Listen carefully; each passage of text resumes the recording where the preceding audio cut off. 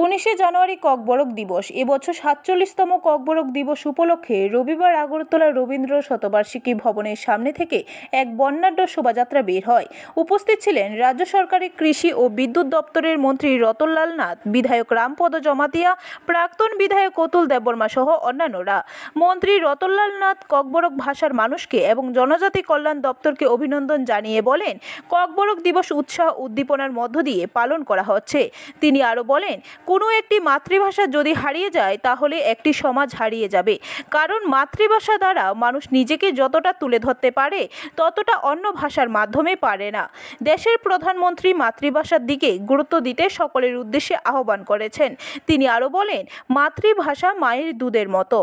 মায়ের দুধের যেমন বিকল্প হয় না, মাতৃভাষার বিকল্প হয় না। এজন্য বর্তমান সরকার ককবরক ভাষাকে প্রাইমারি স্তর থেকে বিশ্ববিদ্যালয় পর্যন্ত বিশেষ গুরুত্ব দিয়েছে। বিশ্ববিদ্যালয়ে পৃথকভাবে ককবরক ডিপার্টমেন্ট খোলা হয়েছে। এই বিষয়ের উপর পিএইচডি ডিগ্রি অর্জন করার সুযোগ রয়েছে ছাত্রছাত্রীদের জন্য। মাতৃভাষার মাধ্যমে আপনাকে যতটা আপনি এক্সপোজ করতে পারবেন, আর কোনো ভাষার মাধ্যমে এটা সম্ভব নয়। এই জন্য দেশের প্রধানমন্ত্রী প্রতিটি মাতৃভাষাকে গুরুত্ব দিচ্ছে এবং মাতৃভাষা মায়ের দুধের মতো।